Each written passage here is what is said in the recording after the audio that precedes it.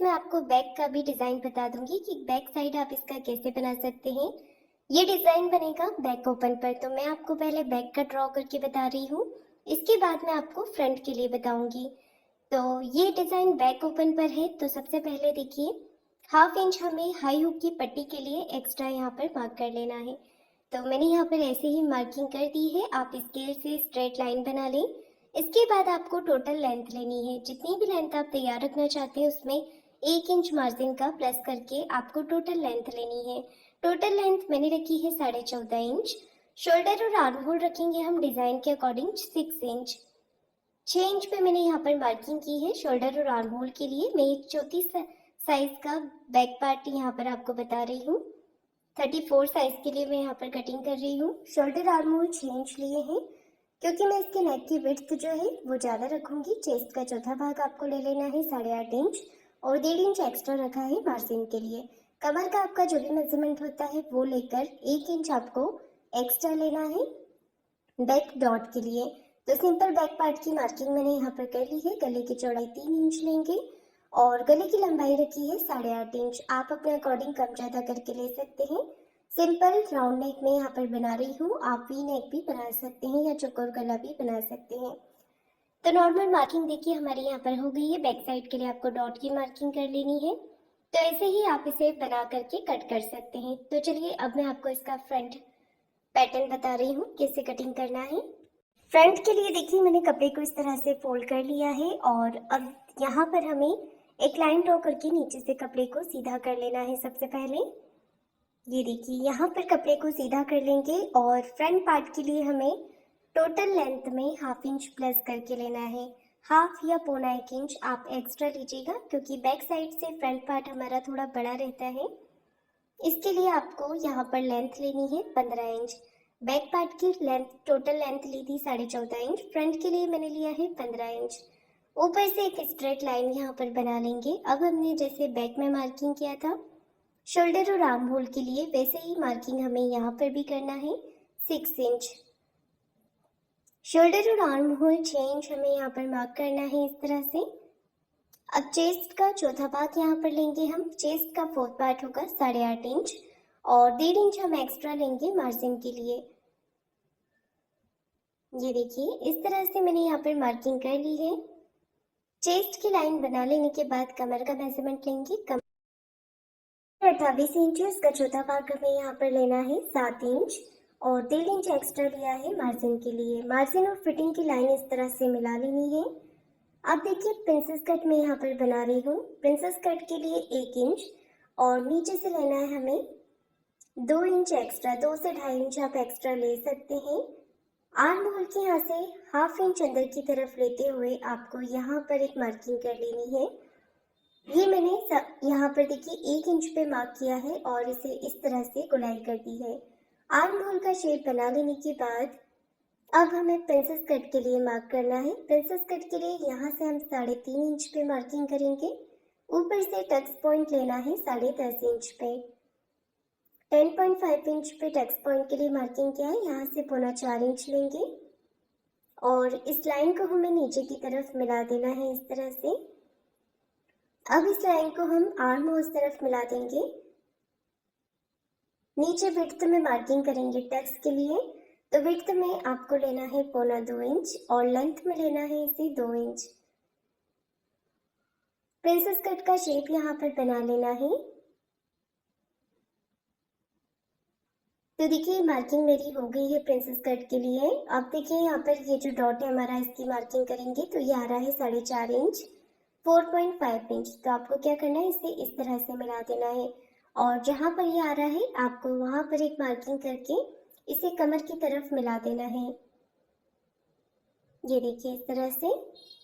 तो ये मार्किंग हमारी पूरी हो गई है। मार्किंग पूरी करने के बाद हमें इसे कट कर लेना है। तो गले की कटिंग में आपको डायरेक्ट पेपर पेस्टिंग पे बताऊंगी, जिससे कि गले में बहुत ही अच्छी फिनिशिंग भी आ जाएगी।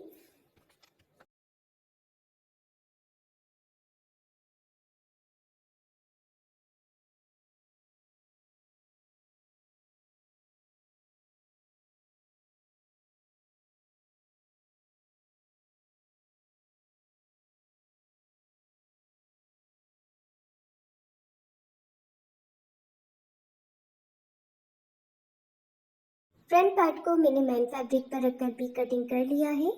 इसके बाद हमें करनी है गले की कटिंग। गले की कटिंग करने के लिए मैंने यहाँ पर लिया है पेपर पेस्टिंग। पेपर पेस्टिंग पे हमें नेक विड्थ लेना है 3 इंच की। अगर आप कम बनाना चाहें तो 2.5 इंच पे ले सकते हैं। गले की लेंथ रखी है मैंने 7 इंच और गले की लंबाई भी अगर आप कम करके लेना चाहें तो 6 साढ़े 6 इंच भी ले सकते हैं। यहाँ पर हमें 2 इंच ऊपर की तरफ एक मार्क कर लेना है। देखिए अंदर की तरफ 2 इंच ऊपर की तरफ लेते हुए इस तरह से हमें इसे शेप दे देना है। ये देखिए जो 2 इंच हमने मार्किंग किया था वहां से हमें इसे इस तरह से शेप बना लेना है। तो गले का डिजाइन बस आपको इतना ही ड्रॉ करना है। अब इसे बाहर की तरफ से 1 इंच बढ़ाते हुए कट करेंगे।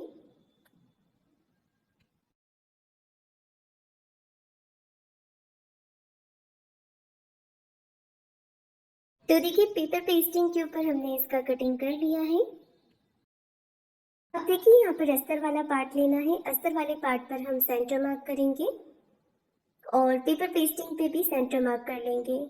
दोनों को यहाँ पर साथ में रखते हुए प्रेस करके अच्छे से चिपका लेना है। डिजाइन में लगाने के लिए डोरी तैयार करनी है। इसके लिए आपको स्ट्रेचेबल कपड़ा लेना है, मतलब कि क्रॉस में पट्टी को कट कीजिएगा। यहाँ पर देखिए मैंने पेपर पेस्टिंग को अच्छे से अस्तर वाले पार्ट पर चिपका लिया है। इसके बाद मैंने यहाँ पर डोरी तैयार की है।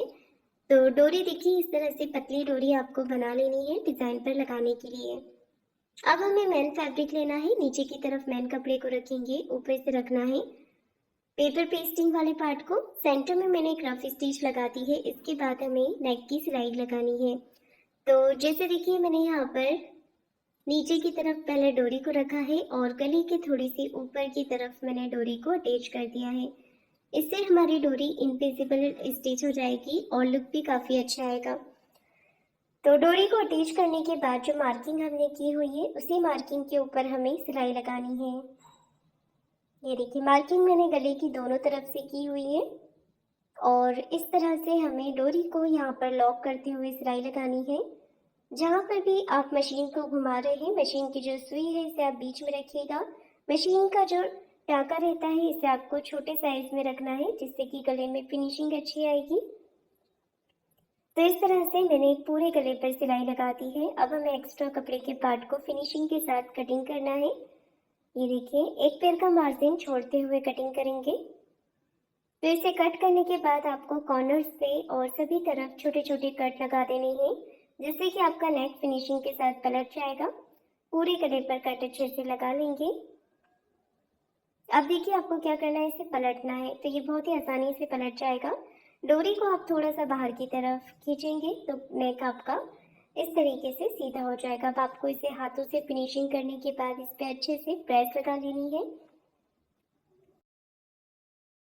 मैंने यहाँ पर फिनिशिंग के साथ इसे प्रेस लगा ली है और इसके बाद हमें साइड से इस पर सिलाई लगाकर इसे पूरा कर लेना है। जितना भी एक्स्ट्रा फैब्रिक निकल रहा है इसे कट करके बाहर की तरफ से निकाल लेंगे और अस्तर के बराबर इसे कर लेना है। अच्छे से फिनिशिंग कर लेने के बाद हमें प्रिंसेस कट वाला पार्ट तैयार करना है। ये देखिए इस तरह से प्रिंसेस कट वाला पार्ट तैयार करने के बाद यहाँ पर हम सिलाई लगा देंगे, इसे अटैच कर देंगे। आधा इंच का मार्जिन रखते हुए नीचे से ही आपको इसे अटैच करना है। ऊपर से अगर कोई भी पार्ट बड़ा छोटा होता है तो थोड़ा सा आप देखिए यहाँ पर सिलाई लगाने के बाद इसे कट कर सकते हैं शेप में। तो ये पार्ट हमारा रेडी हो गया है। इसके बाद आपको दूसरी तरफ से भी प्रिंसेस कट वाला पार्ट अटैच कर लेना है।